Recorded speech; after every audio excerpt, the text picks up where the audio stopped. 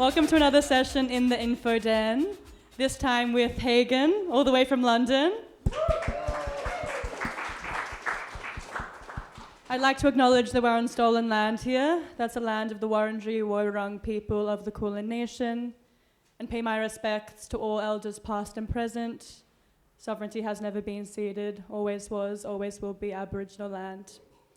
So I'll just give you an overview of how today's going to work. First, we're going to watch Hagan's film Textures, which is essentially an extension of his album of the same name, released on Python Syndicate last year. Then we're going to have a little conversation, and then he's going to give us a presentation and session breakdown on Ableton. Afterwards, we'll have some time for questions, but by all means, if you're yearning for a question earlier and want to interrupt our conversation, please go for it, just raise your hand.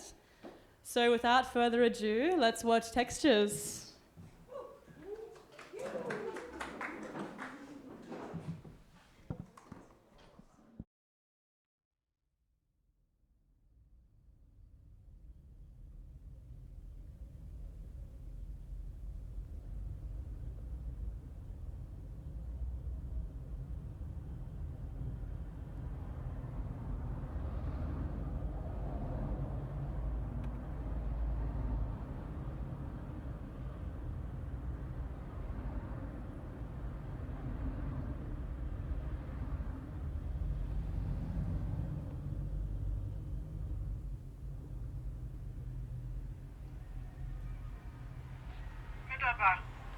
Un-ceded. I'm sure they Buddha. Sisia na mi fe dwuma bai.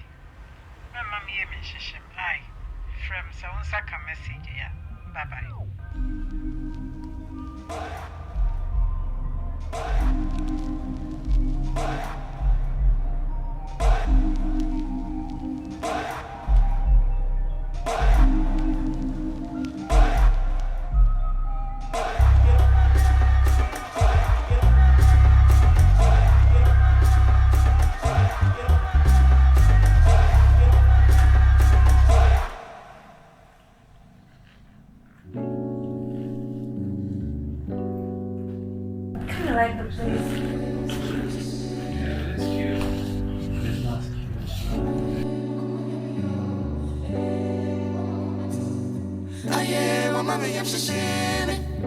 With my heart, baby.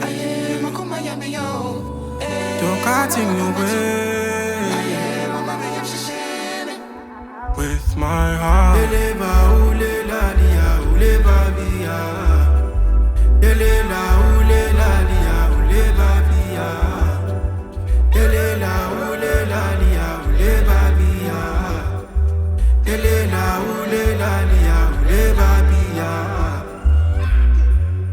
Swim in your potion, drink up your ocean, fire devotion, my heart is open.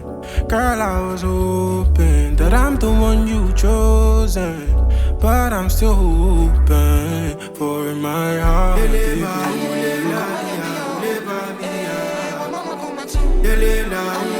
I was hoping for my heart. Girl, I was open.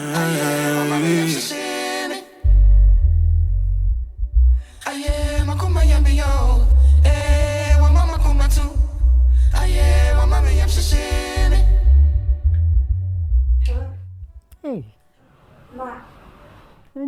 in frame. But some crom in insane, or them if flower and son are frame. Many of them. I'm not the more could do safely. No, no, no, today. Nana never found me. Nana came to pick me up. No, Papa. After Papa. Ma, I don't want to have to deal with this now. My friend are back. I mean, he's abandoning me since I was a little girl. Just or sending me Sikano doesn't make much of a difference, you know that. Yeah, please. But more than enough for Papa. And pedal attitude. Friend. Nature. Okay? My friend are back later and then we can sort this out. I don't want to deal with this now. Sure. Ono sumo unim no ye. Inti bo more than enough friend. Me po chow. Ate. Omadiana friend. Yeah. That's my American. Why? It's he, my friend. It's you, because why?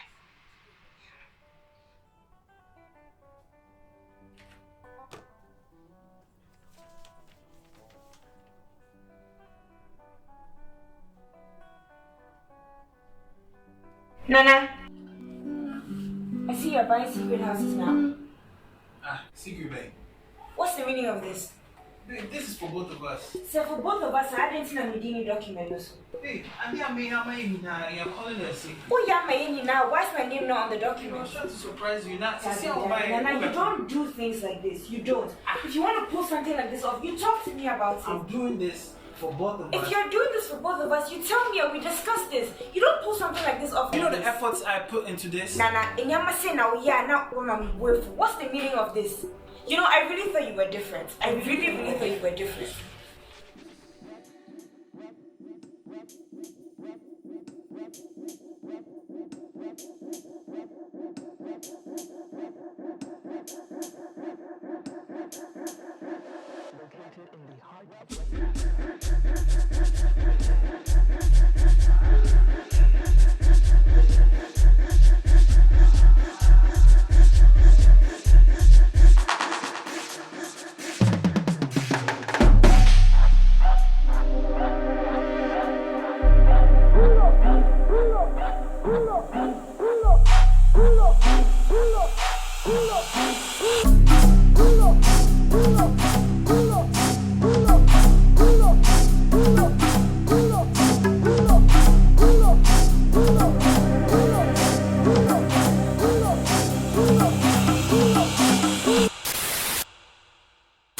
I'm not doing wife shit as a girlfriend. What exactly is wife shit? What does that consist of? Sacrifice. You're right. You're stingy with money, you're stingy with affection, so I'm a mug. Atuna kati halola. On fait qu'une seule fois mutuna nga. Bon moïsa plaisir, bon moïsa sentiment. Bon bon, au coup faisait ma trop mais. Trop qui me s'en embêté pour ça là déjà. Mais te profiter na bon moïna biso quoi. Sentiment ba vion amour.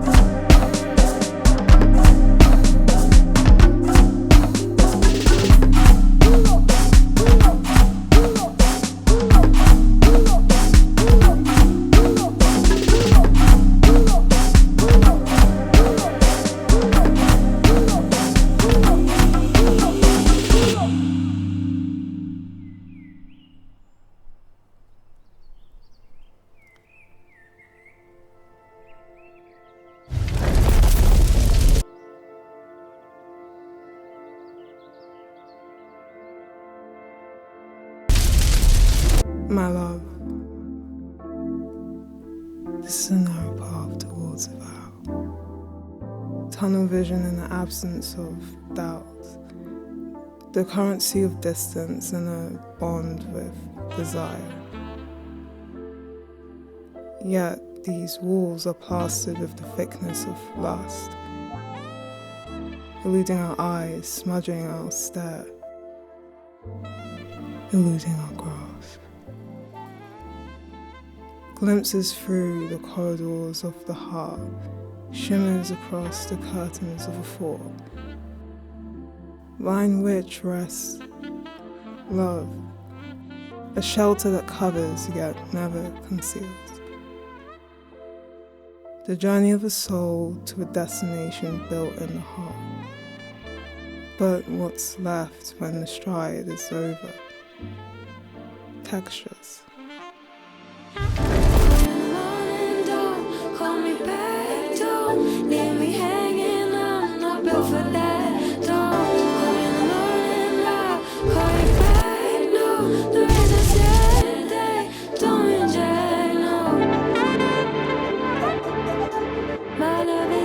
And I'm not gonna play. Hello,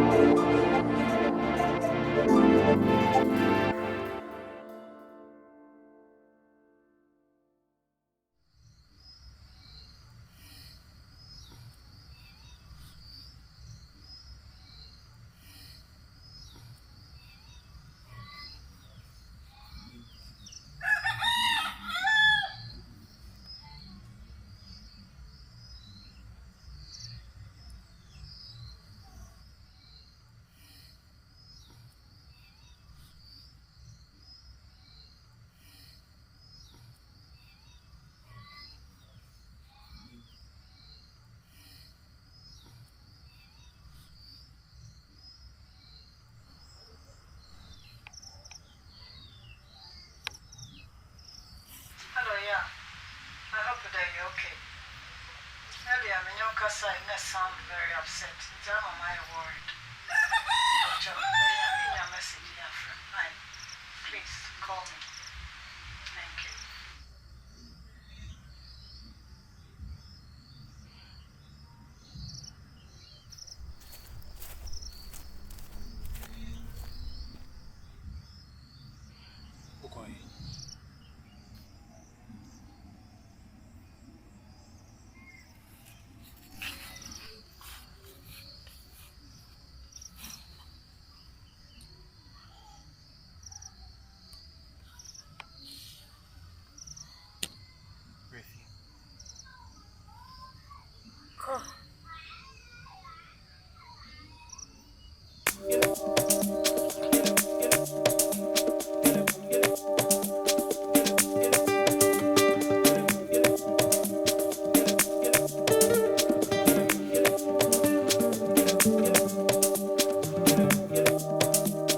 Seja o que quiser, menina, faça o que te der na telha.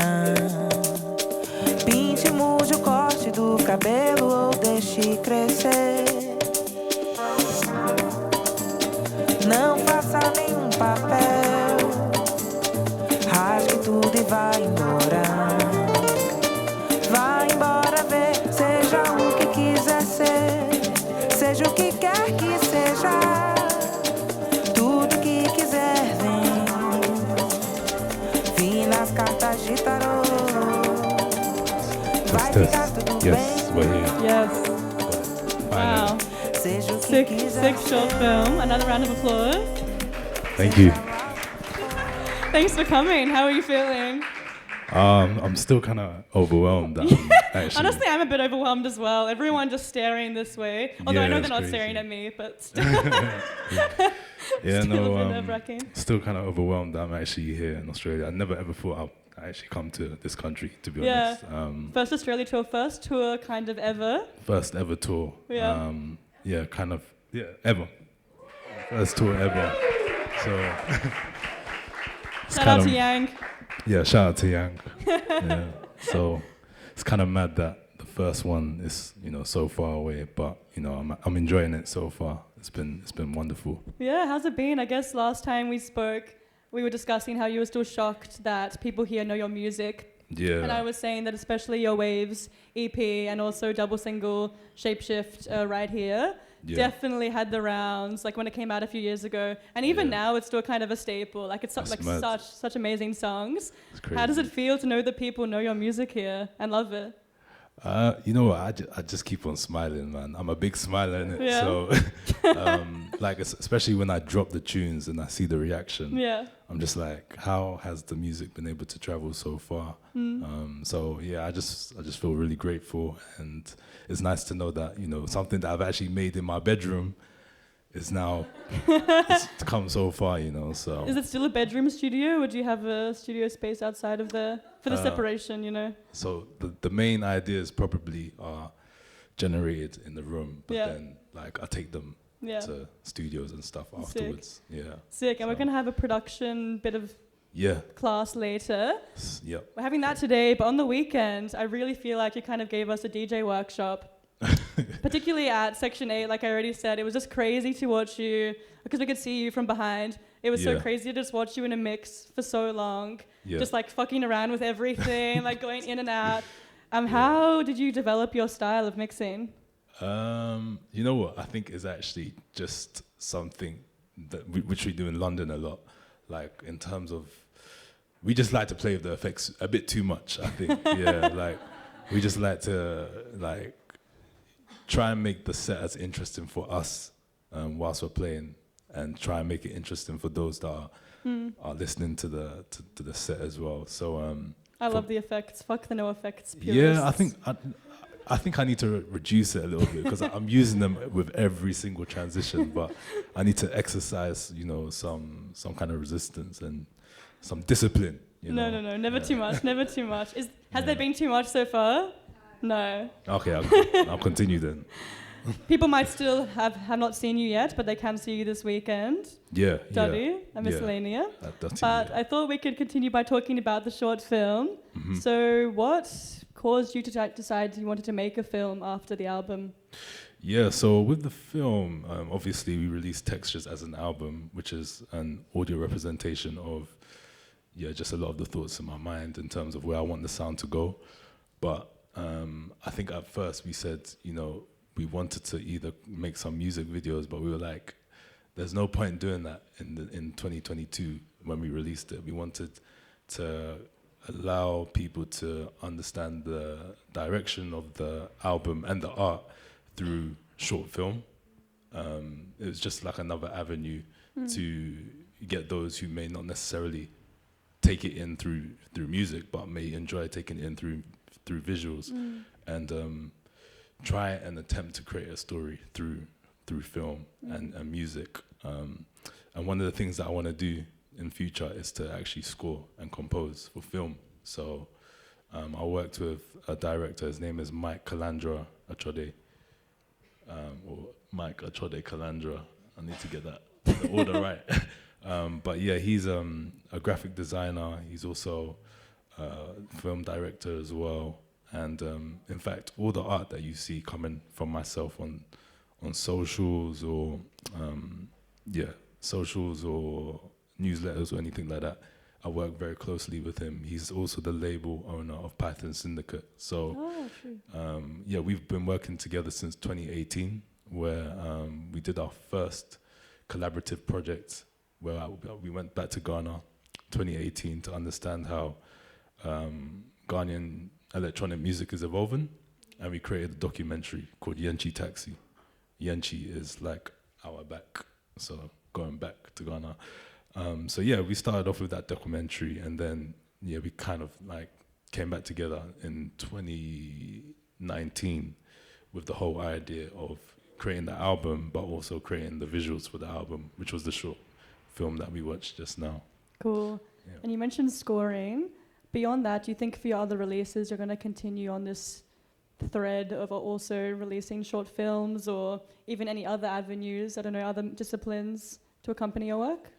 Yeah, to be honest, you know, the benchmark has been set, so it's like... Yeah, you did really well, so now you can only get better. Yeah, like, this is the standard that, like, I see myself when it comes to releasing art, releasing music, so, it's just something that I'm going to hopefully try to continue exploring other regions, other parts of the world as well, and trying to tell a story of how some of the influences from those parts of the world influence my music as well. Absolutely. Yeah. And digging into the kind of message of the album, I mean the film, but album, it's all connected. It's all connected. Yeah, there are some phrases that I thought really touching, and I was hoping you could shed some light on them. So one of them is the currency of distance, a bond with desire, and also what's left when the stride is over, textures. Okay, a currency of distance. A bond with the desire. Yeah, so if I'm being honest, you know, Mike is the guy who wrote this spoken word, but I think I can understand what he's trying to say. So the short film is actually about Ya and Biko, the two characters that you see, and it's actually kind of difficult to understand what's going on upon like just watching it from the first time, but they've been apart from each other for some time. Ya's been abroad and Biko's been back in Ghana handling stuff.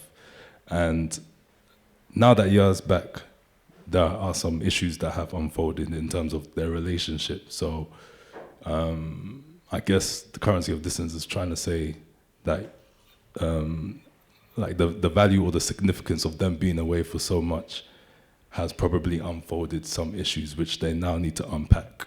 One of them that you saw was the fact that Biko has been doing stuff behind Ya's back and she didn't know about it. So I think that's what he's trying to kind of talk about from that one. What was the other one? What's left when the stride is over? Textures. Yeah, so that one is actually, I think, a little bit more personal to the journey Mike and I have been together on, which is this whole album making process, this whole film making process. And I'll tell you now, it has not been easy. Like, so many challenges, good and bad. But at the end of it, well, in fact, the challenges and the achievements is what actually makes the layers and the textures and the output from the film and the music. So I guess that's what he's trying to say with that as well. Yeah. What were some of the challenges in making your first album? The challenges, oof. If you're ready to revisit. Some of the challenges, I'll probably say, so I can talk about like a personal one, which is just like my own confidence in actually taking the step to make the album. Prior to releasing this, I had not really worked with artists in studios, so there was a matter of confidence within me actually being able to direct some of the studio sessions. So there were times where, like, I would just feel a little bit nervous, and maybe the first instance of us meeting, me and the artist and I, we just wouldn't get the output that I really wanted. So there was a lot of like iterations of going back and revisiting. I think I worked with Maren T on the track My Love. I think I worked with her at least like 8 times, just going back and forth, just because like I was trying to build up my confidence and so on. But in terms of like business-wise, for the album, one of the challenges was like trying to figure out the distributor that we were going to use, trying to make sure that our timelines, like project timelines, could actually meet like the overall release timelines that we had in place for ourselves. And one actual major issue or challenge that we had was the fact that so Tella, which is the track featuring Luigi Luna and Sango, we actually wanted that to be like the lead-in track when the album would be released. But what happened from a distribution point of view was that there was a remix that I had that dropped a few days before. So on streaming platforms, if you want to playlist a particular song, I don't know how they work it out, but they take your previous streams and your previous releases, and then they decide which track will get playlisted. We actually wanted the Tella track to be playlisted, and unfortunately it didn't. So that caused a little bit of like issues in terms of the results that we wanted with that particular track being the lead-in track when we were releasing the whole album. So that's like one of the challenges. Does that mean there's not going to be another album anytime soon? Oh no, there'll definitely be one, but like it's just draining. It takes a lot of it just takes a lot of effort and work to get all the ideas that you wanted from your head down onto whatever you're using to make music, and also the standard that you set for yourself. For me, my standard is a little bit high in terms of who I want to collaborate with. They're in all different parts of the world as well. So there's a level of traveling as well that's involved in trying to work with these artists so that you can get the music that you want. Yeah, and the other day you said your next album, if it does come, which I'm sure it will come. 100%. You want to travel to South America and do some sessions there? I have to. Unfortunately, on this one, I did work with a South African artist. His name is Amos. But I didn't actually go to South Africa for this, so we were bouncing ideas back and forth, just via emails and so on. But for the next one, I would like to travel, just experience the energy there, experience the sessions, and just have that face-to-face interaction, you know, because those are some of the best, honestly, those are some of the best results you can get when you're working with them face-to-face. Absolutely. Yeah, it's worth everything at that point. 100%. 100%. So back to the film again, or back to our previous conversation when we were talking about textures as a title, an idea, and you were saying it kind of came about because of all the layers that are going on and everything. Yeah. And then in this film, I feel like there's a lot about the element of water. I was wondering whether water is kind of a texture that's used in your album or even in your identity, and how that kind of informs your process. Yeah, it's actually mad that you clocked that. I don't know how you clocked it because I haven't told anyone. But water does play a significant part in the whole symbolism of textures, because first off, I would say it kind of relates to my personality. So I have to link it back to why it does link to my personality is because when we went to Ghana in 2019, a lot of the filming that we were doing and a lot of the samples that I was collecting for the album was of Ghanaian fishermen out at sea. And when the fishermen are catching their produce, their fish, at first, well, they go out very early in the morning. Like, I'm talking around 4, 5. They're out very early in the morning, and everything is very nice and calm, peaceful, silent. But as soon as they enter, there are some conditions that they're met with, and, you know, sometimes those conditions can be rough. You know, the waves splashing and everything. And I think that kind of represents a little bit of the music that I make, because there are certain compositions, certain pieces of mine, which are very calm, soothing, but you can get the other side of my music, which is a little bit more dark, gloomy, gritty as well.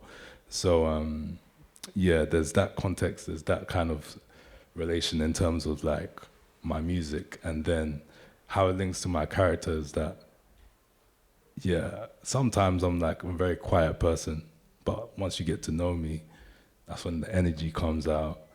You know, when I've had 1 or 2 drinks as well, that's when the energy comes out. Like yesterday, Will saw me bust 1 or 2 moves. So, all 3. So, yeah, it just kind of all interlinks in terms of like the style of music I make, how I feel sometimes, and, you know, the samples that I collected when I was out in Ghana. The samples, when I started the album, I created a whole YouTube playlist. It was called Textures, Feels, and Rhythms. That's where the name Textures comes from. But I was like, that name is too long. That name is too long for an album. So, yeah, that was the name of the YouTube playlist, and a lot of the samples were like Ghanaian fishermen at sea. And like, you realize that in a lot of those clips, they're all kind of singing in unison, they're kind of clapping in unison to kind of motivate each other before they go out. And yeah, that's pretty much it, water and sea. Sick. You're talking a lot about it now. Going home and also family, also really relevant in the short film. How does that influence your creation day to day, or album, or just anything? Yeah, man. Going back to Ghana, yeah. So I go back to Ghana at least once a year. I haven't been this year because I went twice last year. So I kind of cancelled it out. But yeah, I try to go back to Ghana every single year. I've got a lot of family there. My grandma's there, my uncles, aunties, cousins as well. So going back every single year kind of grounds me, allows me to just be back at home, catching up with family and so on. So you get a lot of inspiration from those around you, and, you know, everywhere on the streets of Ghana, you know, music is so big out there, and I'll be talking about it more in this presentation. But like, you can find inspiration in different pockets of the streets. So it's always good to just go back and kind of take some of that and then take it back to London, and then kind of merge it with some of the influences and sounds in London as well. So, and yeah, the food in Ghana is good, man. So I have to go back and try it all the time, and the weather as well. London weather is like here, hey? Yeah, it's not here at all. So I have to go back and get some sun, you know. What's your favorite food? It's called cocoa and beans, or red. So it's like plantain, ripe plantain with like a stew, and the beans are I think they're black-eyed beans. Yeah, they're black-eyed beans being made into like a stew, tomato-based stew. Some people put corned beef in, some people don't. Some people put fish and so on. But it's a really good combination. I really like it. Sick. Yeah, red. Love it. Yeah, red. And did you have a musical upbringing with your family? I actually didn't. I'm trying to think, was there anyone, apart from my cousin? My cousin was the one who introduced me to music in general.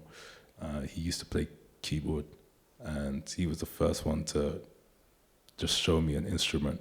But my parents, my immediate family, there was no direct influence. But I had an uncle who was a DJ. He was like the Ghanaian DJ of the community. So, like, uncles and aunties would always book him for Ghanaian functions.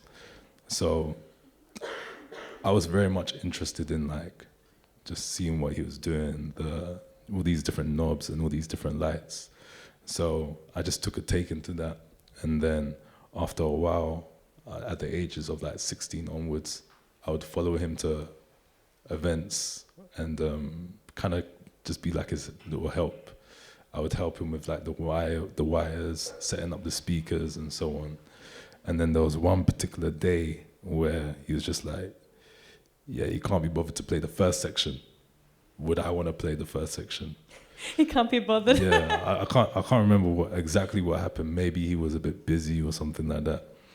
And I was like, you know what? Let me just jump on. And yeah, it was from there. That's when I started like taking over slowly most of the party, and then one thing led to another. I was playing the whole set, and this was just like playing Ghanaian music. So playing at christenings, birthday parties, Ghanaian funerals as well.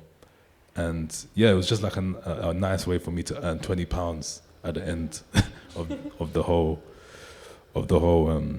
night, and just a nice introduction into DJing. But when it comes to like making music or anything like that, no one in my family was doing that. No. So how did you start? So I started from school, where I was just naturally involved in drums. I used to love drums and rhythm, percussion. You can tell. Yeah. I used to play drums at church as well. So yeah, I kind of started from church, school, mixing in the influence of my uncle, just tagging along with him and going places. And then that all combined just led me to production after some time, because I just felt like I had a lot of ideas I wanted to get down. So yeah, after church, around 16, I started making music. My mum bought me my first software, FL Studio. I don't know if anyone here uses FL Studio, but that software, I will never ever fault that software. I love that FL Studio. So I started off with FL Studio. That was like the birthday present my mum got for me, and yeah, appreciative of that. It's an amazing birthday present. Do you still use FL Studio mainly, or mainly Ableton? I use both. In fact, I use FL, I use Ableton, I use Logic as well. FL Studio I used recently for a track that I made. It's called Shockwave. It's like a amapiano kind of track. Yeah. Sick. Yeah. And on the album again, so you touched on it before previously. It's quite different in the fact that there's lots of collaboration in this, which you hadn't done previously. Yeah. What was it like collaborating with a lot of people?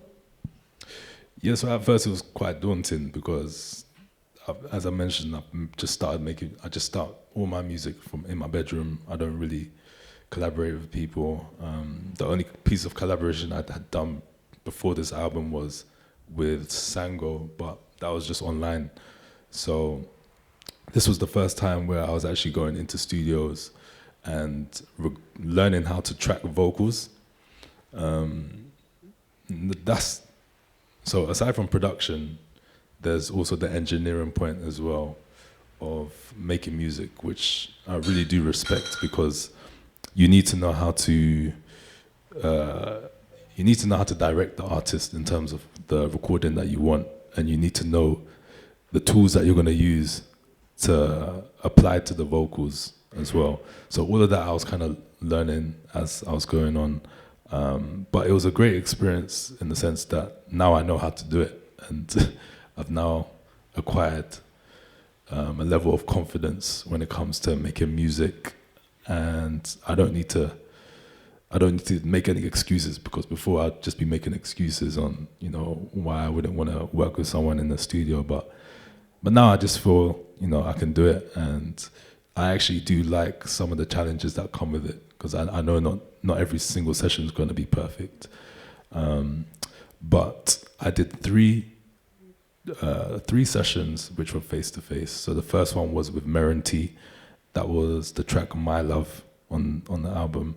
I think that was the first track that I completed, or started, sorry, and that was in 2018 maybe. And yeah, that was a session where Merrin and we went into the studio. I had like a skeleton of, you know, the idea that I wanted. So between Merrin and we just started thinking of themes, concepts, and then lyrics as well. And I remember I was just watching her, and she's really good at writing lyrics. And I was just amazed, because I'm bad. I can't do lyrics at all, but I was actually amazed to see like the skill that's required to making lyrics that actually make sense. So yeah, that was a really interesting session. Then I had the second one with an artist called Bright, where we made Welcome to Ghana. And again, Bright is very talented when it comes to creating lyrics, thinking about lyrics straight from the jump. And it's very interesting to see how different artists work as well. Some people, they prefer to write on paper. Some people don't prefer writing anything. They just prefer you to have the initial idea on loop, and then they kind of build up ideas in their head as the loop goes on. And then also it was interesting understanding where my input would come in. Like, for example, if Merrin had a note that I didn't necessarily think was, you know, correct or as sharp as as needed to be, then as time went on, I felt confident to be like, you know what, Merrin, maybe try it this way, or maybe try this word. So yeah, as those sessions just continued, I started to get the confidence to do stuff like that. Sick. Yeah. And you also decided to record some of these sessions. Yes, yeah. Why did you want to do that? So again, it was all part of like, it's just all part of the content surrounding the album. And I wanted the album to have a long lifespan in terms of how it's consumed, because once you've listened to it, there's only so many other ways you could take it in. But, you know, these little pieces of content, from the visuals to the film, to the music, to the breakdowns, and then eventually the live show, which happened recently, this is just different ways to take in the album. So, yeah, we recorded sessions. They're called Hagan in session. And there are 3 different types. So you get one which is like a studio session with me and the engineer. And the engineer and I were just going back and forth in terms of how we can really perfect some of the sounds, and how we can mix down some of the sounds. Then there's another one which we're gonna watch, is the Royal Jama session, where I'm in Ghana, and basically having the sessions with the musicians there to kind of give Royal Jama life. And I'll talk about Royal Jama and that whole session when we get there. And I think the third one is with Charlie Bakare Conte. He's the kora player on the track Kora Song. It's the first track on the album. And yeah, it's just like an insight into how he recorded that and the whole recording session that we had. Could be a good time to watch the Royal Jama session now. Yeah. So the Royal Jama session, the Royal Jama is the third track on the album, and Royal Jama was created between London and Accra. So I started the idea in London, but in terms of adding the extra instrumentation, I went back to Ghana to collaborate with a band. The band is called West Coast Abusia, and they got horn players, they got drummers, and they got an MD. The MD music director is called Carl Amoa, and he kind of helped me with the horn section that you hear in Royal Jama. So we're just gonna watch 2 minutes of this.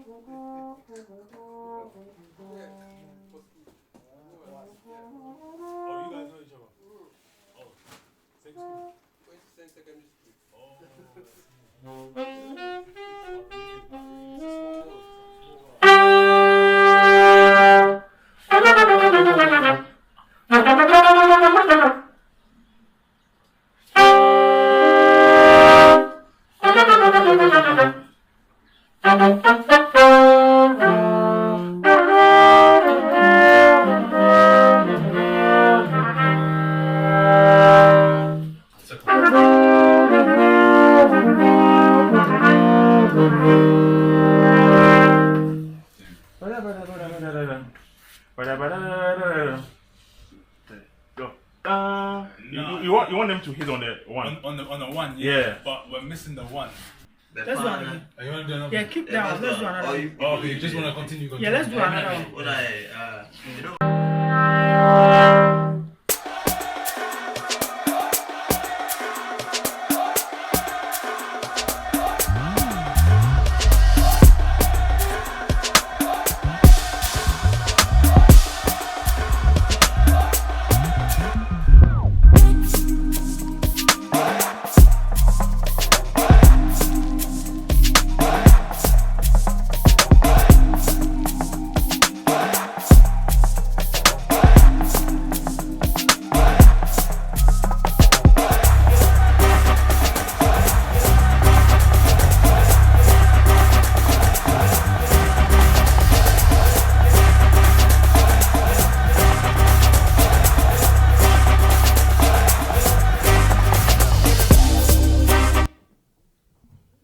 Sick. Did anyone here have any questions before I left it to Hagan to show us how it's done? Or you can save it for after. Okay, okay. Did you know instruments before you did music production? Yeah. Oh, sorry. Yeah, a little bit. So I had like a basic understanding of keys. I used to play drums, and to be honest, I should still be playing drums, but timing and trying to fit everything in. I used to play in church, so I used to play drum kit, percussion as well. So I had like a good grounding when it came to rhythm, especially. Like rhythm is something that I work on all the time in my music. Yeah.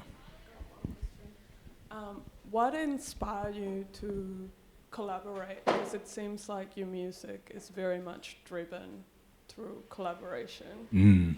So what got you out of your room to go and meet all these people? That's a good question. I think it's just like the vision, and I couldn't achieve the vision by myself. So I think where I wanted to go with the music in terms of how I wanted to express the sound I had in my head, I just had to collaborate with people, unless I wasn't not going to achieve those results by myself. And yeah, like it was just literally that. And I just knew that if I had the right people to collaborate with, then the result would be a great result. So that's it. So there's obviously like a lot of authenticity in the work that you do, and I can tell you put a lot of yourself into your music. Thank you. And I was just wondering, how do you do that? Like, how do you hold on to who you are in an industry that's not necessarily encouraging of that, but obviously it means a lot to you? So yeah, what's your perspective on that? I think for me, one of the most important things that I've already spoken on is actually going back to Ghana every single year, and just literally catching up with family and just being in that presence, because yeah, it's just something that it kind of just grounds me. The second thing is just working with the right people. I'm actually very lucky to have a good circle of people, including the people I've worked with in Australia as well, Crown Ruler. So I think it's just the fact that I've been very blessed to have the right people around me to, you know, who are actually quite genuine. Well, they are genuine, and they just want to achieve the same things that I do. So I've just been quite lucky in that. Hey, it's very inspiring. Thank you, brother. Thank you.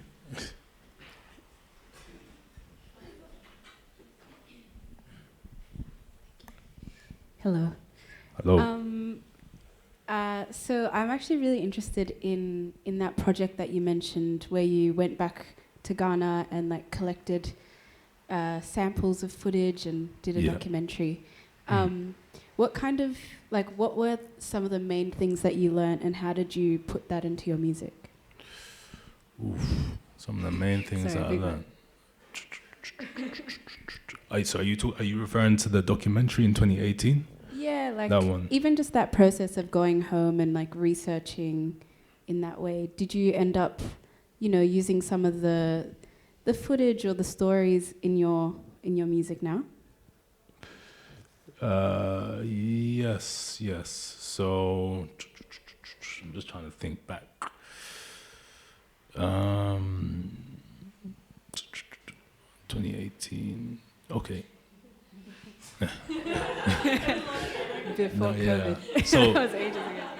I'm actually trying to remember the documentary and what we did. So so the output of that documentary was that I managed to work with a few producers in Ghana.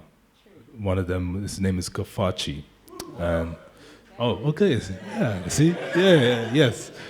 Yeah, and the other one was Radical the Kid, who is, I think, yeah, he's either based in Ghana or he is Ghanaian. Or one of his parents is Ghanaian. But anyway, I worked with both of them, and I think the thing that I took from those two and just being in their presence was actually how the political landscape in Ghana influences the sound, and also how music actually becomes or gets popular in the streets of Ghana, and it's through like just playing it in like the markets, and of course it's the youth that drive new music to spread as well. So maybe I think what I took from that was just understanding the play, and because I actually wanted to figure out, okay, how can I get my music to also circulate in those circles? So I think that 2018 trip was quite crucial in understanding those foundations for me. Did it work? It did. Still kind of working on it, but it did let me understand, like, you have to operate differently from London. You have to operate differently based on the regions you are, and you can't do the same things in London as if you were to do it in Accra. So yeah.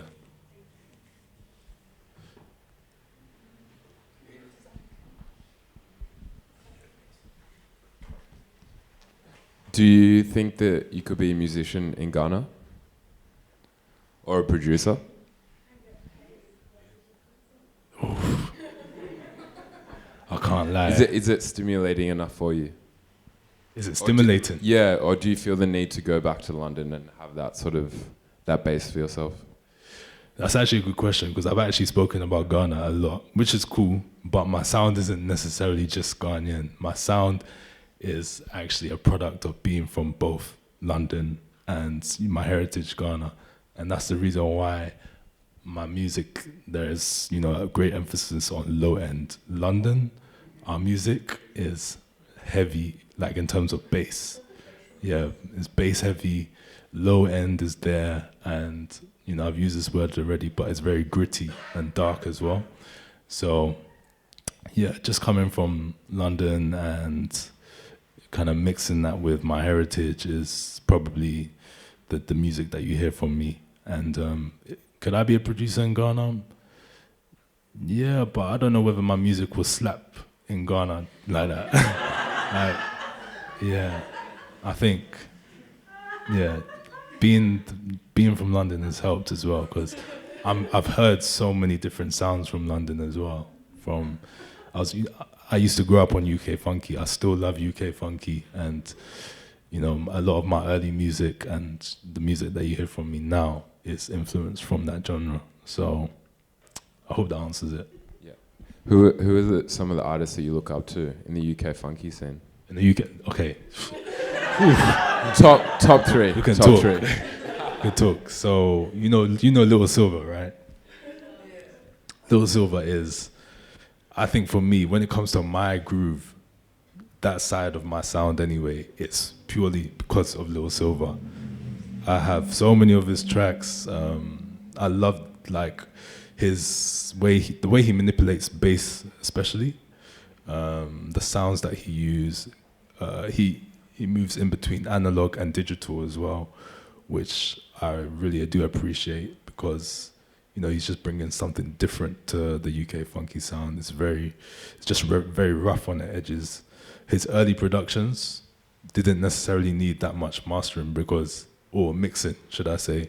It definitely had mastering, but not much mixing, because the groove and the pockets they were just hitting, and it was dark. And that's what I loved about Little Silver's music. Hard House Banton, do you know Hard House Banton? He made a UK funky tune called Sirens, and that was probably like one of the biggest funky tunes back in the day. And he has another tune called Rain. Hard House Banton, Rain. Go listen to that. I'm telling you, you will not be disappointed. Yeah.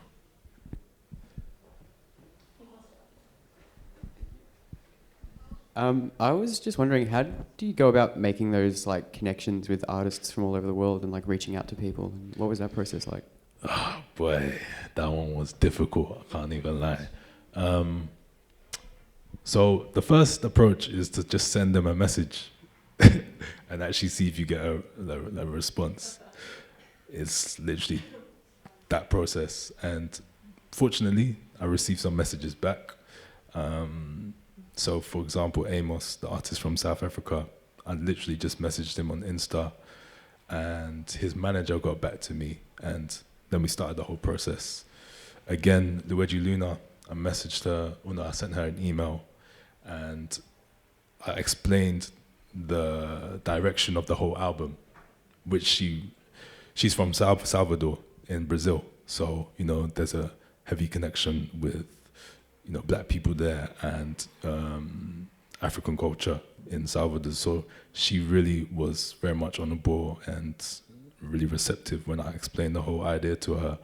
There are some musicians or producers that I've collaborated with before. So Sango, I've collaborated with him before, and it was almost like okay, so I've made music for you, so this time you make music for me. So yeah, kind of just working with some of those lucky opportunities and those favors from musicians. Great, thank you. Welcome.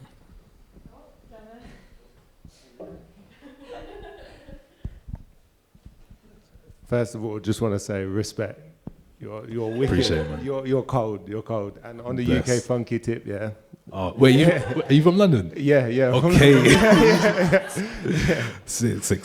Yeah. So I just wanted to say, what advice do you have for an artist trying to break out on their own lane for themselves? Like, what advice do you have? Because for me, you do that really well. It's like you fly your own flag.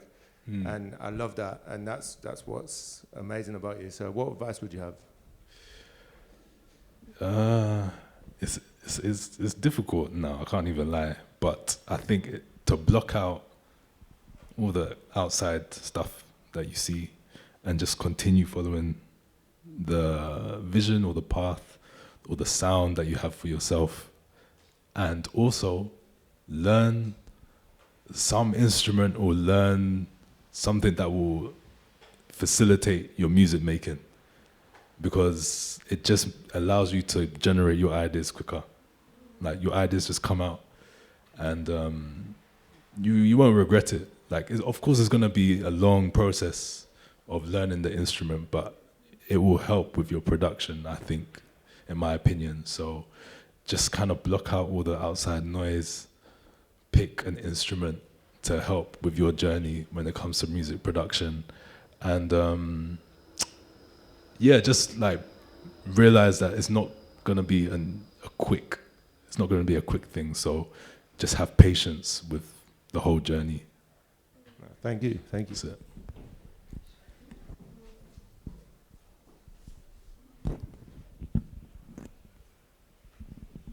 I should actually take my advice and continue playing drums, but it's mad. No. Your drums are already so fire.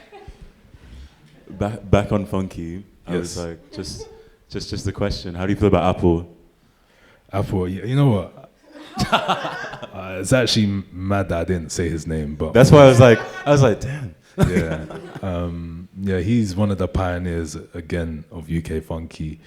He made the Seagullizer, which is one of the most prominent UK funky tunes out there, and Chance as well.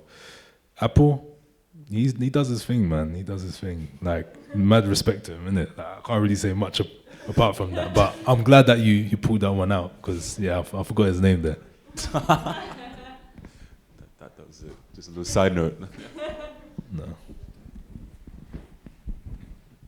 I wanted to ask if there's anyone you're dying to collaborate with, and also if there's any, I don't know, you tapped into like the emerging younger scene in London? Yeah. Or even in Ghana. So firstly, if there's anyone you're dying to collaborate with, and secondly, if there's anyone coming up that you really think is amazing. Yeah, I actually have a list on my phone of people that I want to collaborate with. Yeah, I always have this. Are you adding people to that while you're here? I've added. No, I will. I will be. Oh, that's the biggest laugh for now. Nice. So who do I want to work with? Maybe some people in this room. Yeah, maybe, definitely. I'm always down to collaborate, by the way. But yeah, people that I want to work with. Oof. So I would love to work with Yusuf Days. Hey, he's coming here. Just stay a bit longer. Is he coming here? Yeah. Is he coming December? March. Oh, sick. Bit wrong.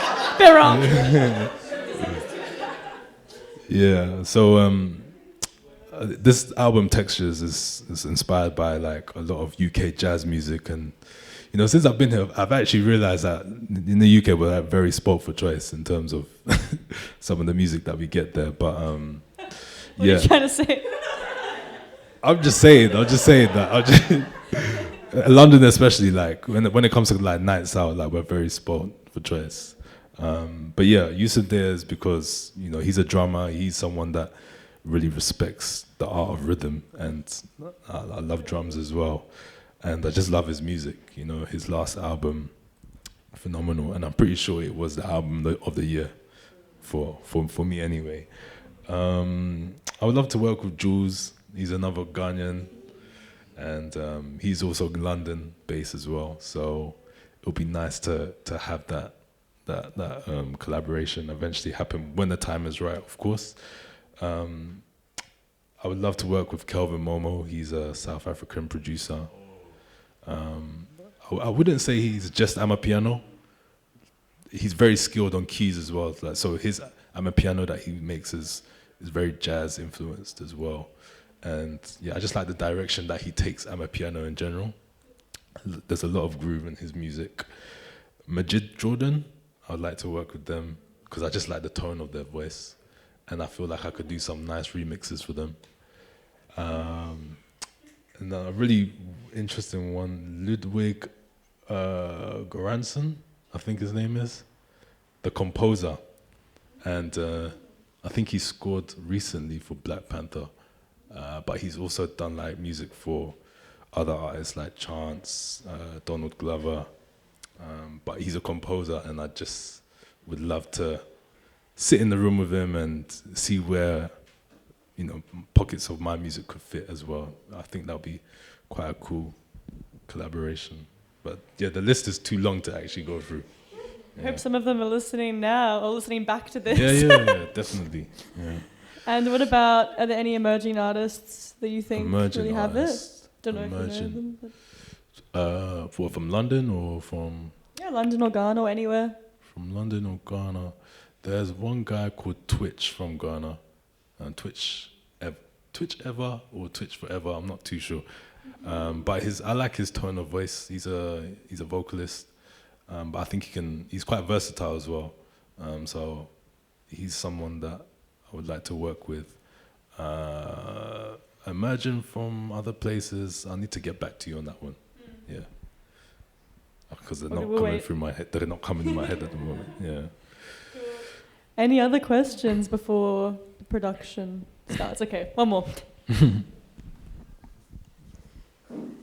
You mentioned that you'd love to do some sound design for a film one day. Yeah. And I'm just wondering if there is a film that has been made that you wished you could do a composition for. We have a thing here in Australia called Hear My Eyes, which is this beautiful program where a film gets screened and a local composer gets to make a piece for it. And what would you choose? I would choose Black Panther, you know, because the music on that, and it's not even the music. It's like sometimes when they'll bring in the drums and then you hear the toot toot toot toot, like all of that, like the decision on when to bring those sounds in. I found that really just really beautiful, to be honest. The panning as well, like just building the intensity throughout the film. Like I was locked in when I was listening to how everything was scored. So that's the most recent one that I'd say I would definitely like to be involved in. Yeah. I think we'll let you get to it now. Okay, cool. Yeah, so Royal Jama is the track that I'm gonna try to do a little breakdown. And apologies in advance because I don't actually know how I'm gonna do this breakdown. I'm just gonna go with the flow. But before going through the actual Ableton project, I thought it would be good to give you guys like an understanding of what Royal Jama is as a song. So Royal Jama is influenced from a Ghanaian style of music called Jama. And it's basically like a style that you hear on the streets of Ghana in different forms of life. Like you would either hear it in a Ghanaian party, or you would hear it in a funeral, or you can actually hear it as competition within universities. So there are actual universities in Ghana that will go head to head to see who has got the best Jama. And it's almost like it's like a you got served dance type of thing, but instead it's with music, should I say. And a lot of the time with Jama, it's almost like an expression of trying to boost and motivate individuals. It's times where people may sing church songs, but they would do it in a very rhythmic way, or there may be like maybe some motivational phrases and speeches, or lyrics, should I say, that they'll put into a form of rhythm and dance. So that's kind of what Jama is. It's like, I wouldn't say it's like a genre, but it's just a way, it's almost like a way of life in Ghana. Like you dance with it, you play music with it, and there are certain elements or instruments that are used to perform this Jama, which I'll show you.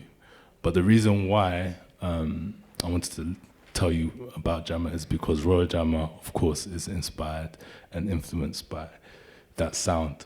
And Jama Royal Jama especially is also influenced by Afrobeat music. Afrobeat music is a mixture of different genres. So African rhythms, as I mentioned here, jazz, funk, highlife, and so on. And one artist that was prominent or quite known for Afrobeat music is Fela Kuti.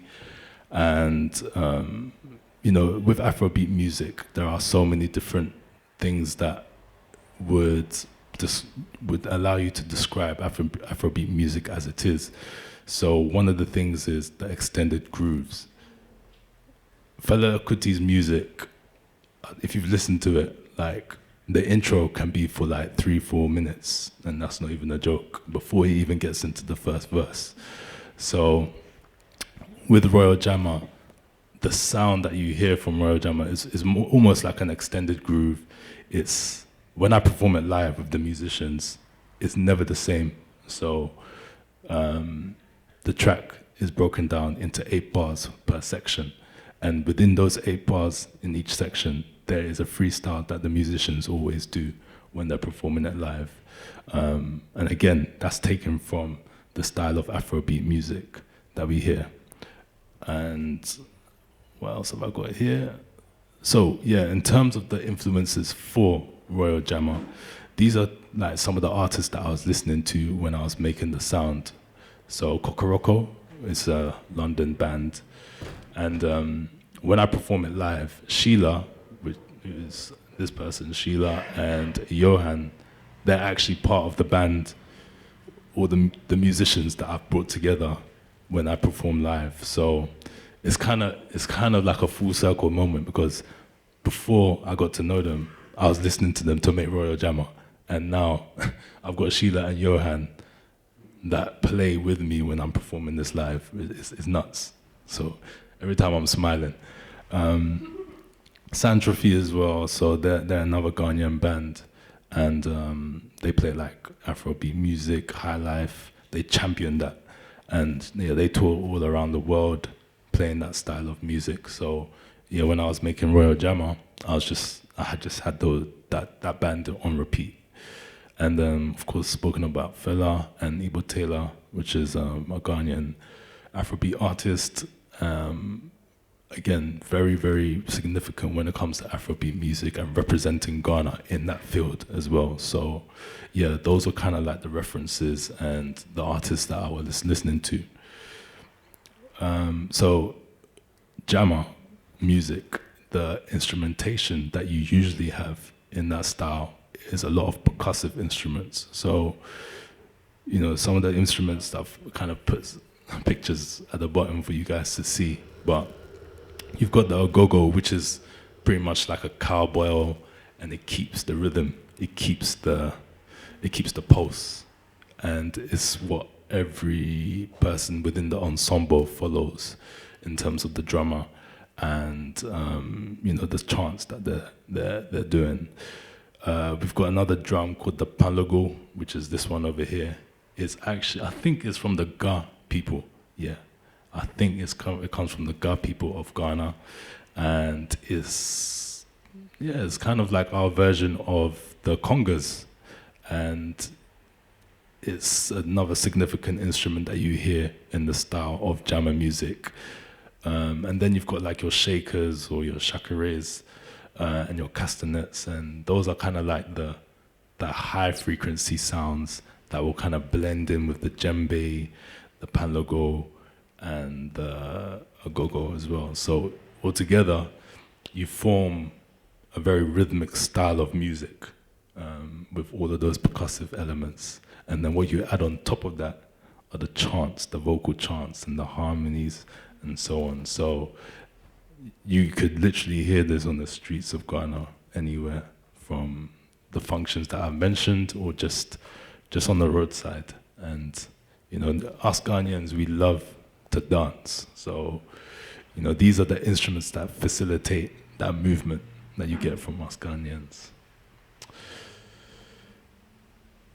Hopefully this will play so you can hear what a Jama session sounds like.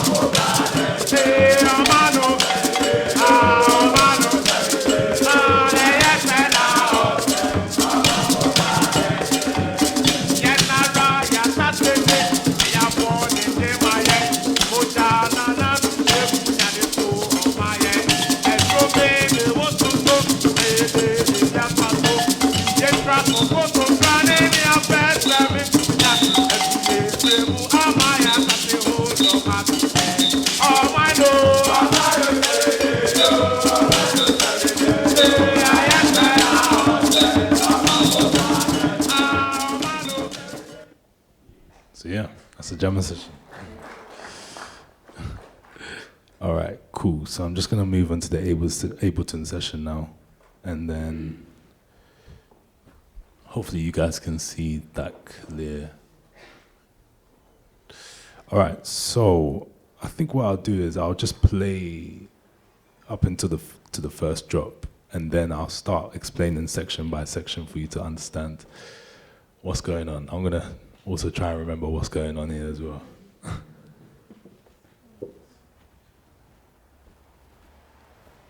Oops, 1 second.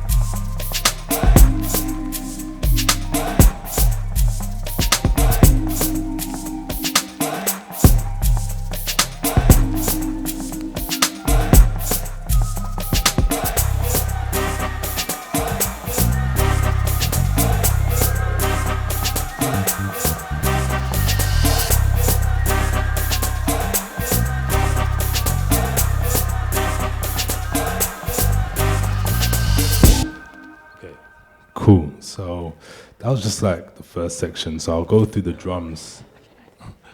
I'll go through the drums first, and please bear with me as I navigate this, because there's a lot going on even for myself. All right, so we'll start off with the intro, and I'll try and explain what's going on there.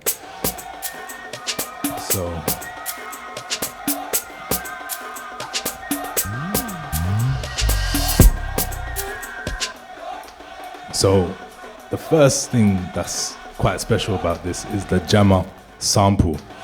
This Jama sample is from a university competition that was going on the time that I was actually in Ghana. So I actually just recorded them. And I didn't ever think I was going to use this, but I eventually found a way to use it, and this was the recording. So they were just outside, and as I mentioned earlier, Jama is something that you will see in universities where they'll compete between each other. So this is the sample, and I kind of just chopped it up and put it in time to the BPM that we have here, which is 118.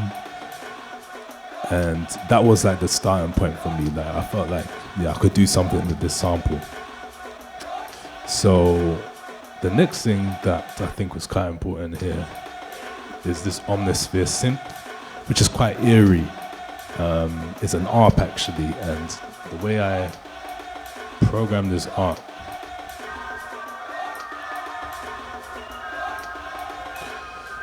is, so yeah, how I programmed this, how did I program this now? Yeah, so the semitones actually, yeah. Instead of making the scale, where's the scale? I think it might be a D minor, I can't remember. But instead of making all the notes fit in that particular scale, I just took like one of the notes a little bit off, so that it just gives it a much more of an eerie feel. And then, yeah, it's just an ARP, which is just going, it's just playing. But with each cycle, the sound changes as well. So then, what else do we have?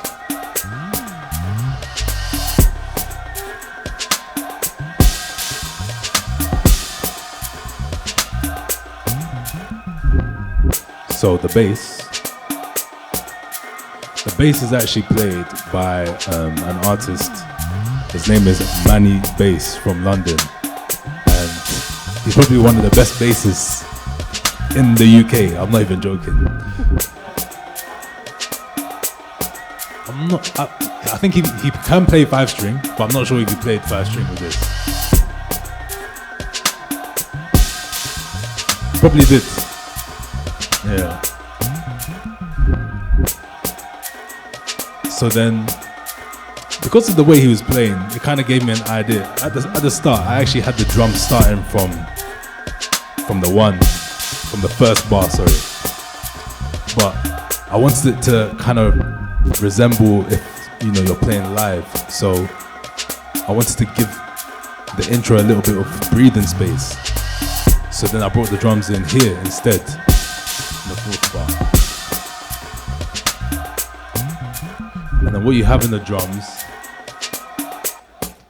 are these, I call them mid-perks. And I've just got samples that I put in a drum machine over here. And I've programmed those the way you see it here. And the lights that you see lighting up are basically the samples being hit. But they work really well with the sample, so there wasn't much that needed to be done here. Oops, sorry.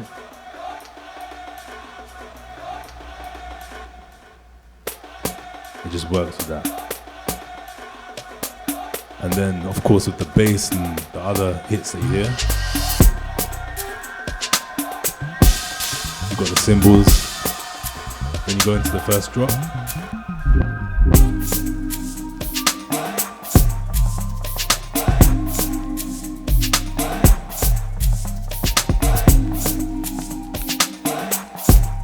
So the first drop, you hear another synth that kind of sits on top of the previous ARP. The previous ARP is now just an octave lower, so it's even more darker. And then it gives space for this new synth over here, which is just like a flute, and it's just holding that one chord.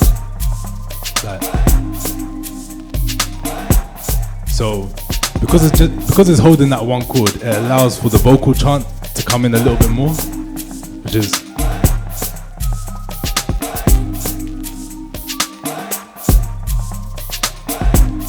and this is the vocal chant. Oh, not that one. This one. So it's basically this chopped up.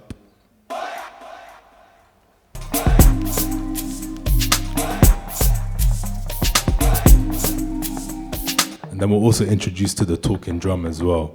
Talking drum is another African instrument that you hear, and it just adds another layer of groove to the music. It helps the drums not feel so rigid. It just gives it a little bit more looseness.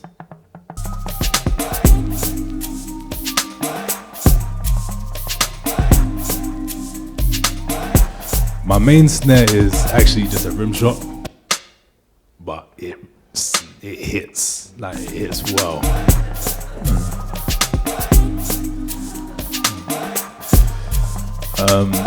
Another thing to mention here is I actually have two bass lines. So I have the live bass, which is played by Manny, and then you have the 808. I wanted it to be that way because with Afrobeat music, I wanted you to feel the live bass, but I also wanted it to be a track that returns to the club. So that's why you have the 808. You have that relation between the two bass lines. So yeah, that's kind of that section. Then you go into the horns and guitar, bass guitar break after. And then I bring back the live bass over here. So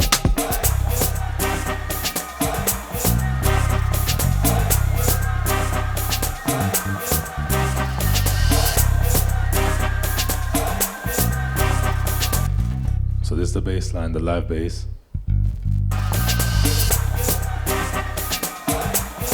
And this is the first time you hear the brass, the horn stabs. If I can find them.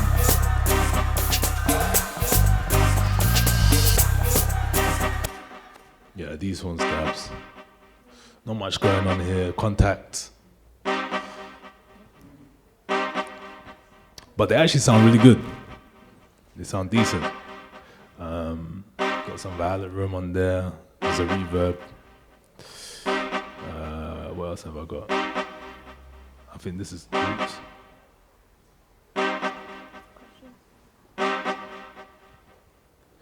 Yeah, it's going to a return, so it's going to one of my delays as well, which is this delay. It's just an Ableton delay. So it just gives that slap back.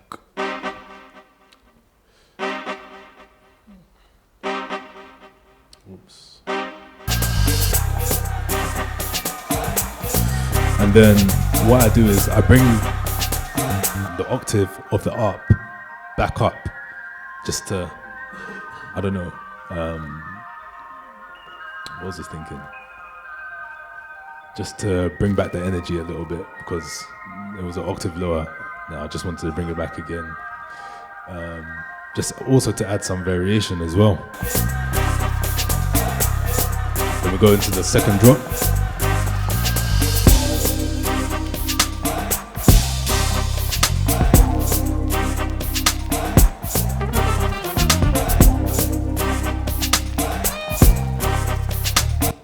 So this horn section is the horn section that you heard in the video.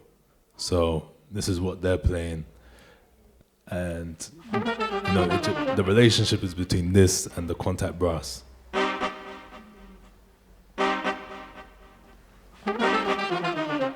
Now, of course, they were doing a lot more, but you know, with the second drop, you don't want to do too much too early. Even though you know there's a lot that's going on that you could add, but you want to give it to the listeners as time goes on. So that's just like an arrangement decision there. Oops.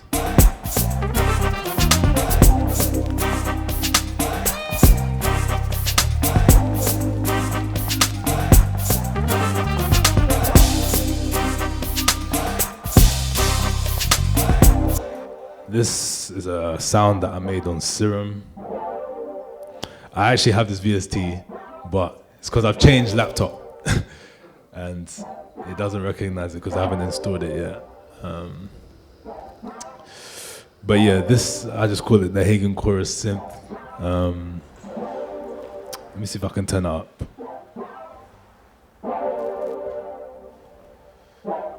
Yeah, it just sits really nicely with the whole arrangement. So yeah, I kind of made it with a lot of chorus. There's a lot of chorus on this, if I remember.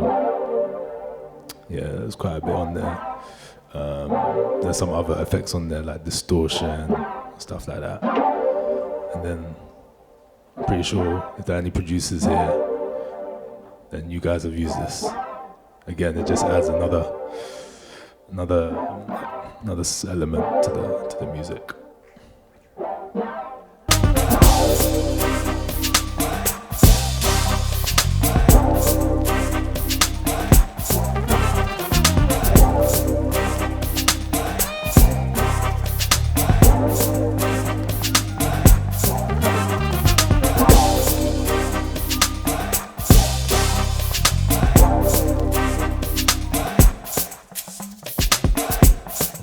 I haven't actually spoken about the drums, and the drums is like the thing that excites me the most. So, with the crashes are meant to go with the rhythm of that Hagan chorus synth that you heard, and it just makes it sound like it's like live music anyway. So, it's just those little things, just to help make it sound like it's like real music, or just music that you would hear in a live setting.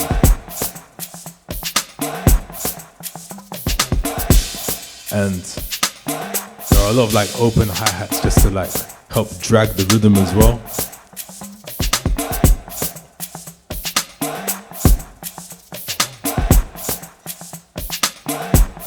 And with the bass, it's like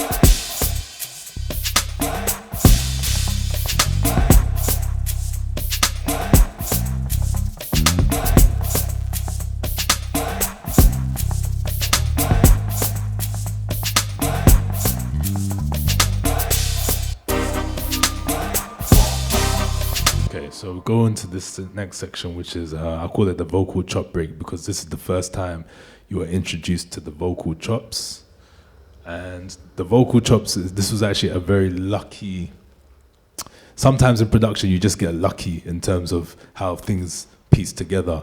And this was one of those moments where I had a vocal chop that was saying, "Oh yeah," and the chant that you heard in the Jama was also going, "Oh yeah." So, yeah. So I was just like, this makes too much sense. Like, this is just a very, very lucky moment. So.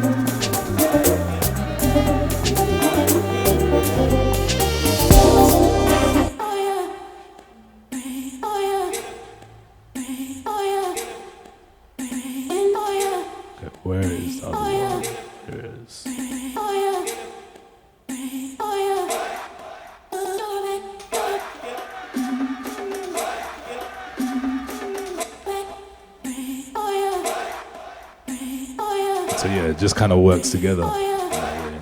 Again, there's another way to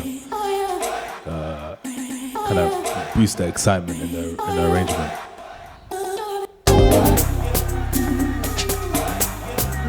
And over here, another thing to just pay attention to is the bass line as well.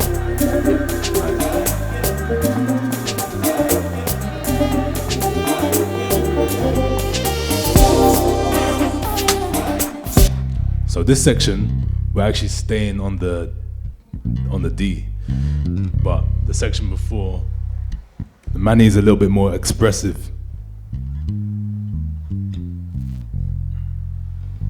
He's just sliding through the whole scale. I do hope I've got the key signature right, because if I haven't, that'll be annoying. But here, just sticks on that one note. At what point did you bring him into the process, Manny? Like, was it from the start? No. Or after you had created most of it? Yeah, so when I created most of it, originally it was just the 808, and then I gave the track to Manny without the bass, and then he just played. He just played, and I think he gave me like 3 different versions. Yeah, these are the different versions. Yeah, and then I kind of just chose the pieces that I wanted from that. And what are your sends going to? Like, sometimes you have 8. Yeah, so I've got like, sometimes I would put the effects on the track, but it depends on what I want to achieve. So I've got different effects on these sends. Supermassive, Ahla.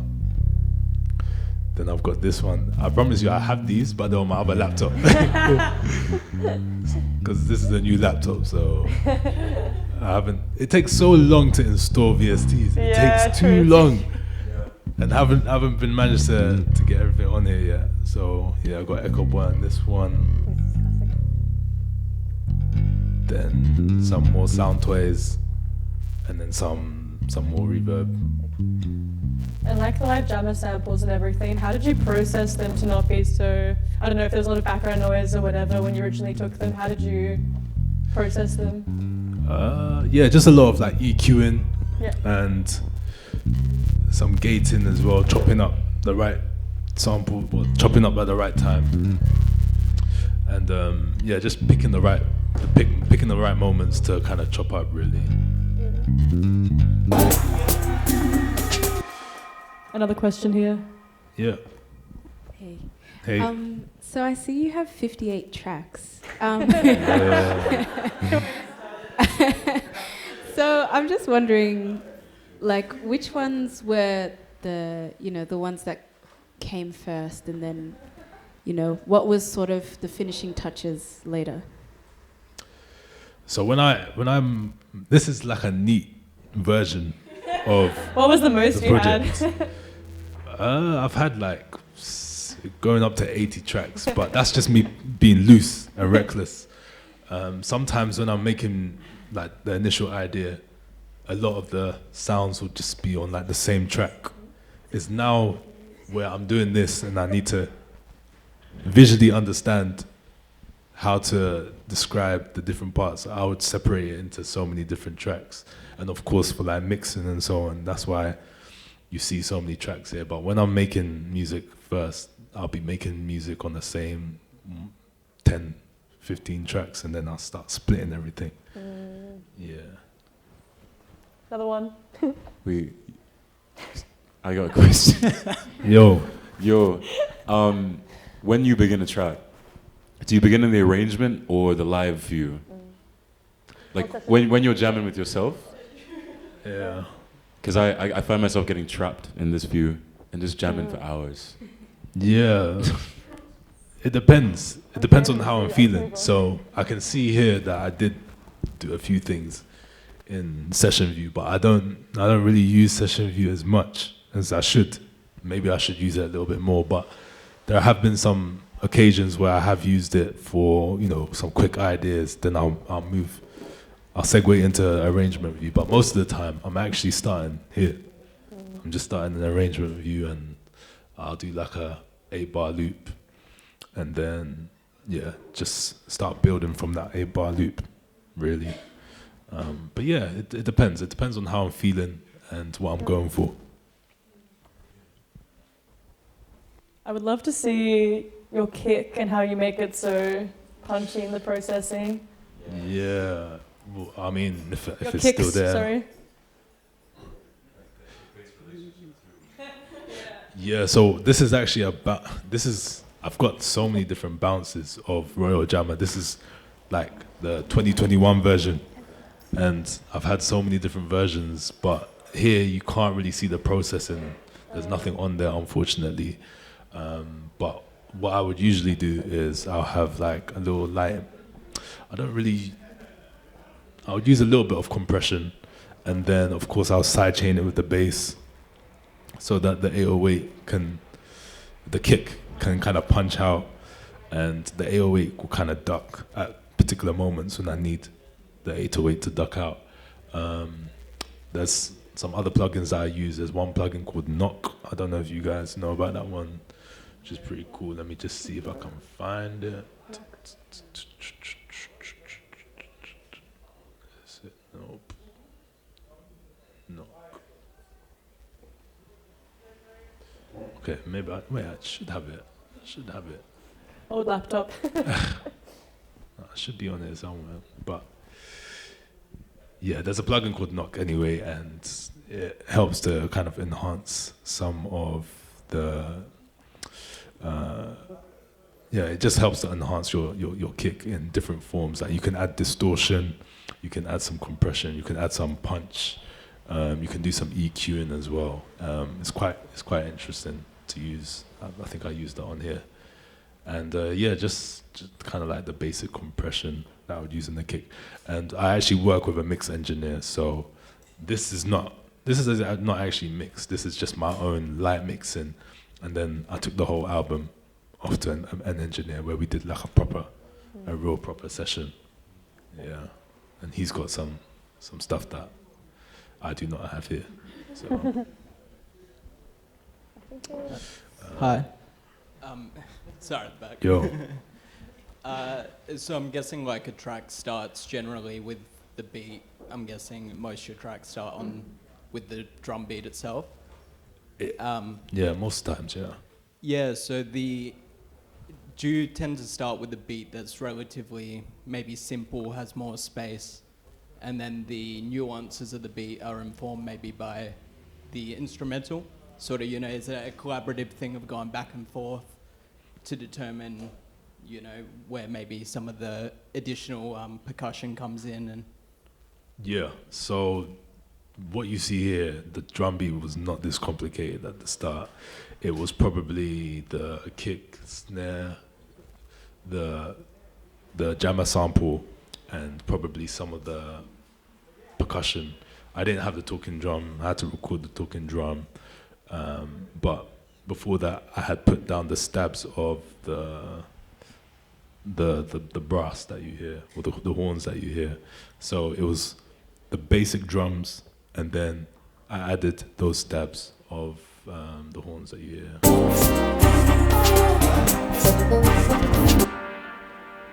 So I had this, and then I had the drums as well.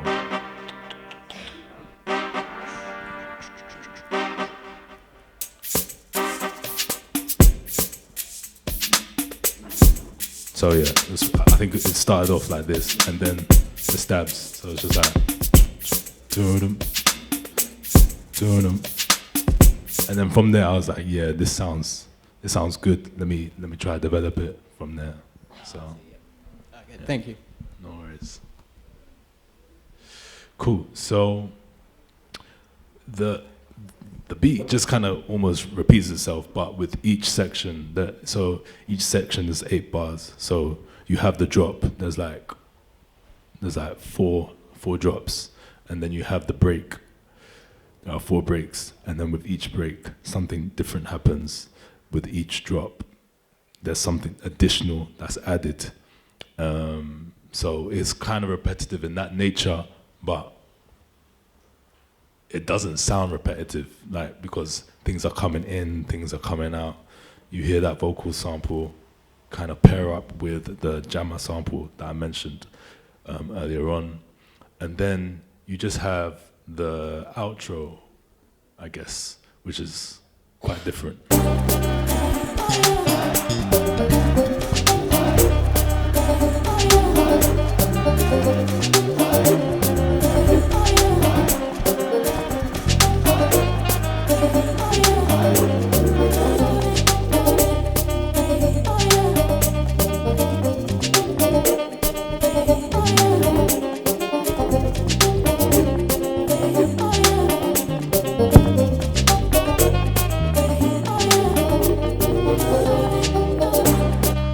So here, this is where Manny's like, he's just going crazy, like he wants to really show his skills here. Like, and I don't blame him, to be honest. I really don't blame him, because it just adds so much life to that outro, so much life. And here is some of the recordings that you heard from the video where we're in Ghana. This is their section as well, where they just did something different to the stabs that they were doing. And yeah, it was just a nice way to close it.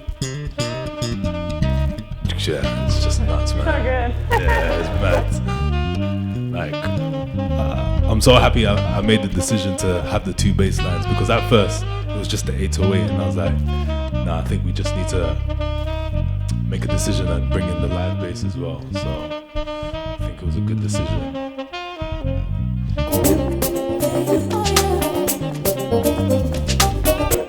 I think the only thing I haven't mentioned are like a lot of these reverse sounding pads. So it's actually a recording of the synth, the Hagan chorus synth, but I've just like manipulated it by reversing it. I've actually rebounced it multiple times and then added the RC20 as well, just to give it a little bit of color, a little bit of detuning as well with the wobble, and then the distortion, which is deliberate to just give it a little bit more grittiness and edge. But yeah, it just sits nicely underneath the track.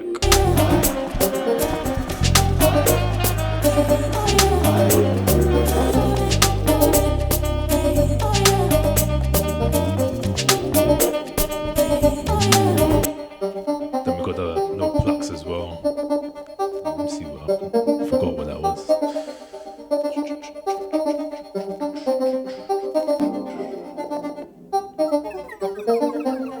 Okay, yeah, so this is Serum. Oh yeah, it was another sound that I made. Just kind of helps with the rhythm.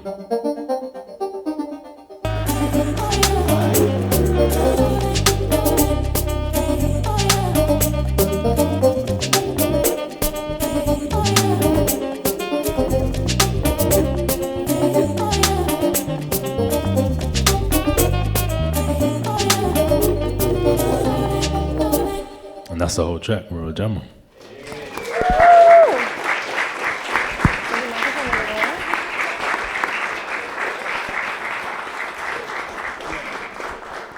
Bring it over here. That's all I had. But if there's any questions, let me know. Yeah, still go on. Thanks for that breakdown. That was really good. No worries. Obviously, you got like a lot going on, and I feel like we pretty much got to hear like all of it. So that's pretty good. Good. No worries. Yeah, I was wondering, like, when you're producing, how much are you thinking about like restraint? Because obviously, like, a lot of your productions have a lot of kind of like negative space and like kind of sparse moments where you've got like a lot of space in the drums and stuff. How often are you like thinking about adding stuff and then like having to pull yourself back and be like, no, I just want to keep this kind of minimal? Yeah, I think when I first started producing, I just wanted to add everything, and I didn't know how to distinguish between just letting the track breathe. But I think as time has gone on, you know, everyone always says less is more, and I think you get to learn less is more in your way of producing as time goes on.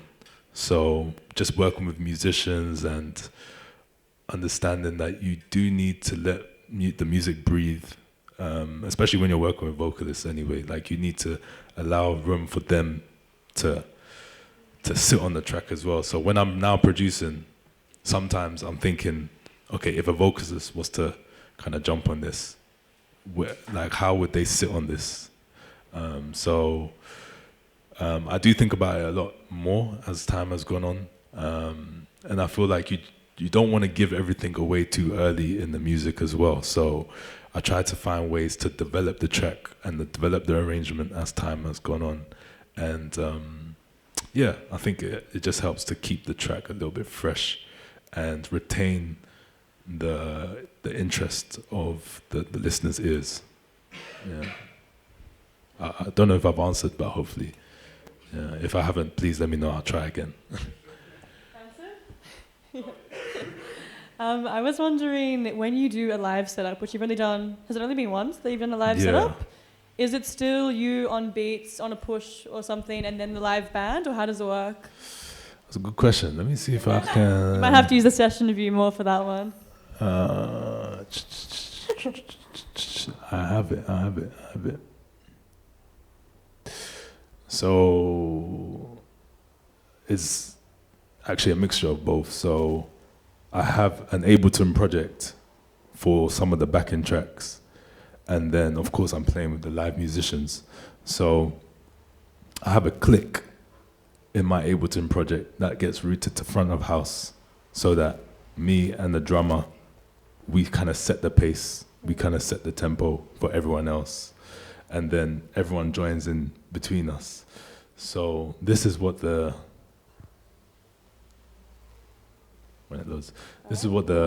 live show kind of looks like. It's very stripped down. Yeah, it's very stripped down now. Let me see.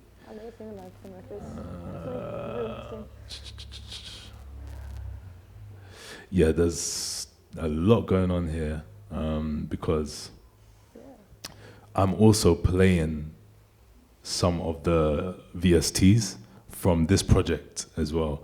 So the way that's all done is just routed via like patches. So I've got different, I've just got like different patches that will automatically turn on depending on what track we're on.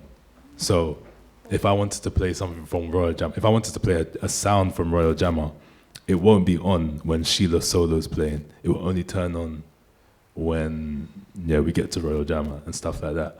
But I say all of that to say that everything, this is the master template, and like I've got a controller that I would use to kind of press play. I wouldn't be pressing play on my laptop, and I've got a click that's running through my in-ears. The drummer's got a click that's running through his in-ears.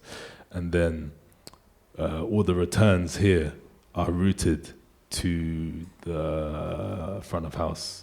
So I've got another audio interface that's got 12 outputs and here you can see effects goes to 1 output, drums goes to 3 and 4, bass goes to 5, and then we send that all to front of house.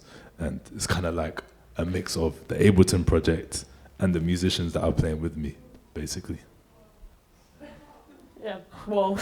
This took me ages to do. Like, I was stressing so much on how to do this. But in this project, a lot of the music, I don't have all the files. I don't need all the backing tracks of each song on this. So I would have, for example, maybe the vocals of Sheila's solo, but I wouldn't have the keys because I've got Johan that's playing keys, or I wouldn't have the drums on here because I've got the drummer that's playing the drums. So it's like we take what we need from it and it will help us to complete the song and so on. Hey, I have another question. Sure. I see that you dabble in sound design, like some of that nerdy stuff. Love it. Yeah, I have to. Are you purely digital, or do you work with hardware and stuff like that as well? Both. Nice. Yeah. So for this album, I was working on some of the Juno pieces. I use the Korg as well for My Love to play the keys. And what else? Yeah, I think it was just those two. But I like being very hands-on as well. So it just kind of helps with the whole process of thinking that you're doing something. And yeah, it's fun as well. I mean, you are doing something, but yeah, it's just another way to like enjoy the whole process, because sometimes just looking at your laptop can get a little bit tiring. So it's nice to have the opportunity to just play around with things. While you're in Melbourne, you should check out Mess. They've got huge collection of synths. Yeah, I wanted to. I really wanted to. I spoke to a few people about it as well. So hopefully I'll check it out. Yeah. Thank you. Thank you. Any other questions?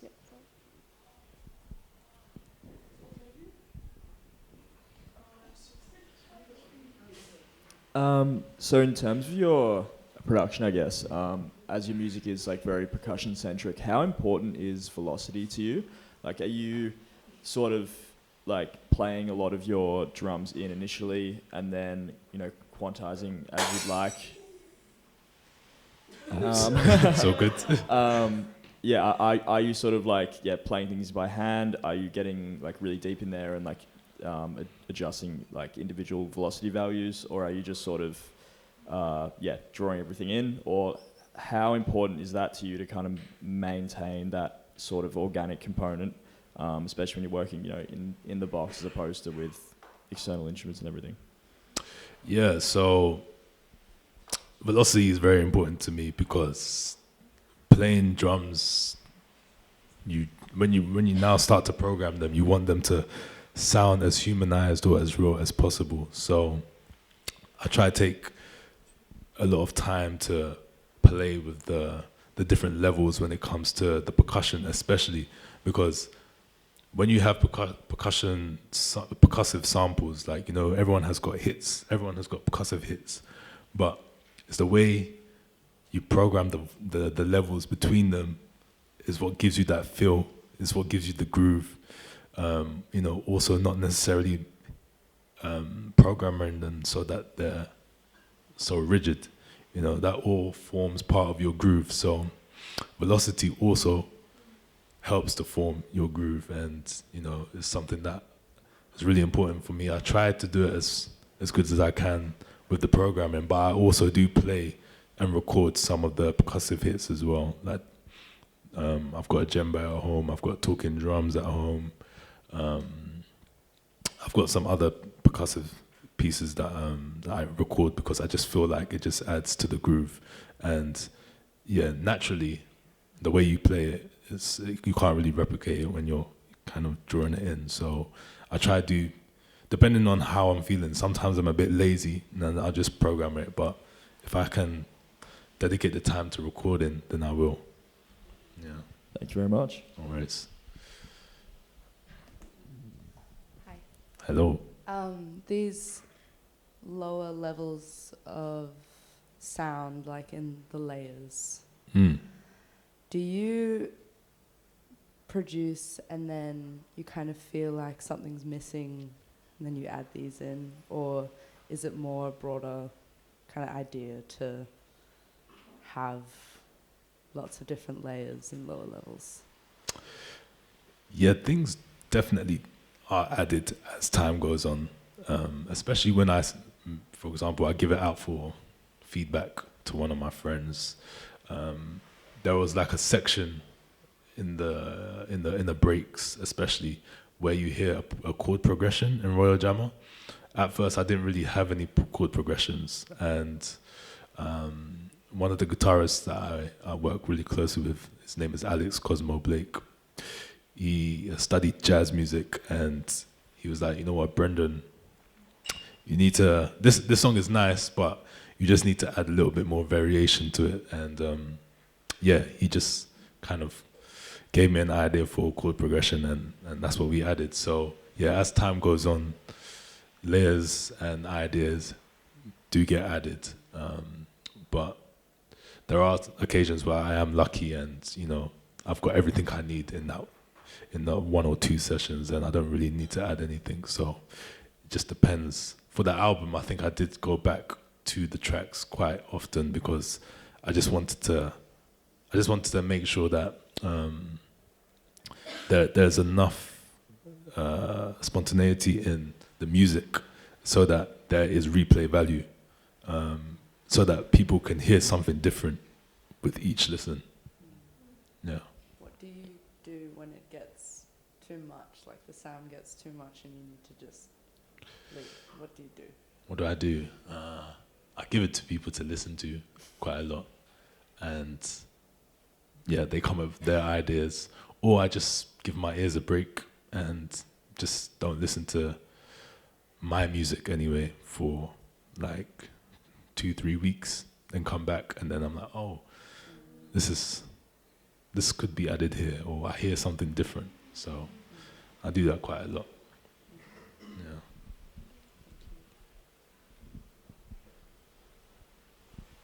We have time for just one more question. Okay, yeah, you in the back because I saw you first. You can try your luck asking after.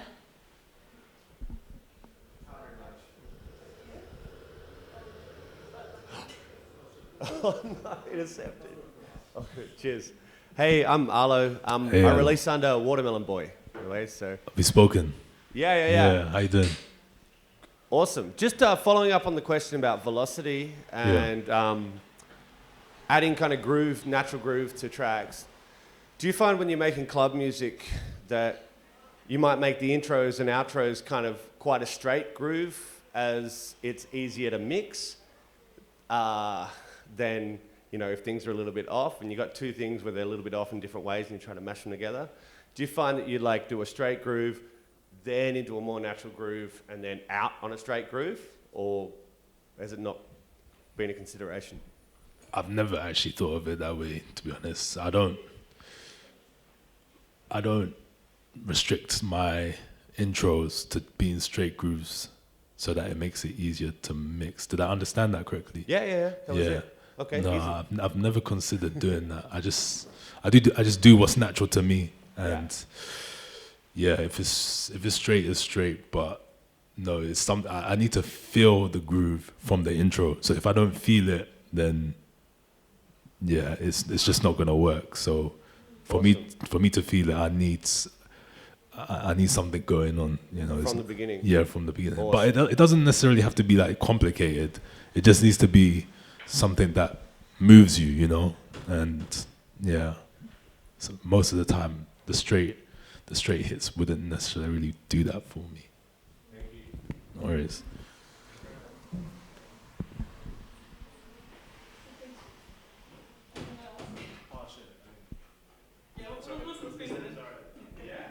First of all, thank you so much. I think that No breakdown worries. was really cold.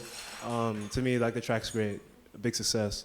Appreciate I'm just it, kind of wondering though, you know, over the course of your production, I'm just wondering if there was a time where you weren't really as sure of the track. maybe to the point where we might not have even necessarily heard it ourselves. And I suppose just in general, sometimes I feel like we are our biggest critics, right? So what are some 100%. things you do to overcome that inner voice? What have I done? I think without sounding too prideful, I just believe the music is good, and I think everyone should just believe the music is good. And respect. Also, like, I think you should just get the music out there. Really, don't try and think too much about it being either complete or not complete. Although it does look like I've done that here, but like I would still probably test this out when I'm DJing, and I'll get like a feel for it, and eventually I'll just release it anyway because I need people to hear the discography, So I wouldn't really stop my own restrictions on how I think whether it's complete or not from releasing. I'll do it eventually. So yeah, just believe in it, man. Yeah. Sick. Thank you so much, everyone, for coming, and thank you especially to yourself. Appreciate Everyone it, give a round of applause. Thank you.